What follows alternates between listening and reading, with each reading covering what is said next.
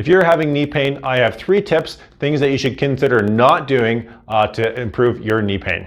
Sometimes people think being a bump on the log or not moving is the best thing to help their knee pain because when they move, their knees actually hurt. But the reality is this is probably one of the worst things that you can do. You need to be active, you need to keep moving, you need to maintain that mobility, strength, flexibility in your legs and in your knees. When you're just a bump on a log, that's just a recipe for disaster. Tip number 2, you should not take random creams, pills, and potions from your neighbors.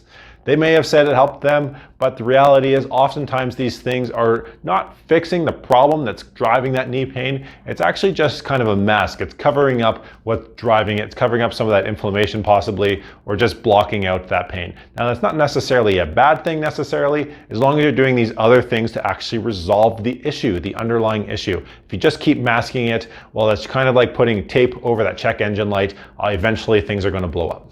Tip number 3. You should probably get a second opinion. A lot of times people think that surgery is their only option. They'll go to their physician or they'll see an orthopedic surgeon who says, oh yes, look at this x-ray, you're clearly bone on bone, and they're not. And they say, there's nothing I can do for you now. You're gonna have to wait until things are bad enough so we can actually do surgery and operate on you. What they really mean to say is they can't do anything to help you, but there's a lot of things that can be done.